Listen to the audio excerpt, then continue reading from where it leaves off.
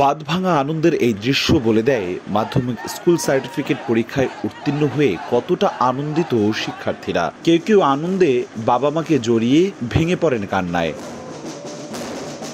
তবে বরিশাল শিক্ষা বোর্ডে গত বছরের তুলনায় এবার কমেছে পাশের হার ও জিপিএ 5। 2022 সালে পাশের হার ছিল 89.61%, জিপিএ 5 পেয়েছিল 9,768 জন। 2023 সালে পাশের হার বেড়ে দাঁড়ায় 90.18%, তবে জিপিএ 5 পায় 6,311 জন। চলতি বছর পাশের হার কমে দাঁড়িয়েছে 89.13%, জিপিএ 5 পেয়েছে 6,145 জন। বিভাগের 6 জেলার মধ্যে ফলাফলে এগিয়ে পিরোজপুর আর তলানিতে পটুয়াখালী। দেশের 9টি বোর্ডের মধ্যে ফলাফলে বরিশাল তৃতীয়।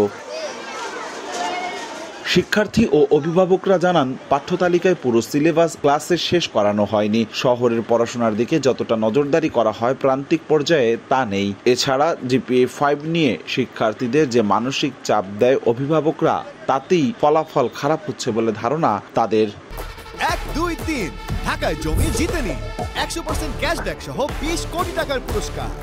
বিগত বছরের সিলেবাসটা একটু শর্ট ছিল, সেই কারণে এবার একটু পড়ায় একটু ড্যাম পড়ে গেছে। সবগুলো সিলেবাস শেষ হয় না, এই জন্য পাশের আর কম হতে পারে। একটা সময় ছিল শিক্ষা ছিল কিন্তু গ্রাম ভিত্তিক, এখন শিক্ষা ছিল শহর ভিত্তিক। আরেকটা ছেলে কিরকম রেজাল্ট করে আমরা এটা বলি, পার্থক্যতা দিই, তো এতে বাচ্চাদের মনও খারাপ হয়ে যায়। এ বোর্ডে 1489টি বিদ্যালয়ের মধ্যে 222টি বিদ্যালয়ের পরীক্ষার্থীরা শতভাগ পাশ করেছে। একজনও পাশ করেনি এমন স্কুল নেই। জেল হাজতে থেকে পরীক্ষা দিয়ে পাশ করেছেন 3 জন। বহিষ্কার হয়েছে 51 শিক্ষার্থীকে। এরপরও ফলাফল যা হয়েছে তাতে খুশি শিক্ষা বোর্ড। যে ফলাফল হয়েছে এটা অসম্ভব ভালো ফলাফল। গতবারের যে ফলাফল কমেছে আংশিক, এটা হতেই পারে।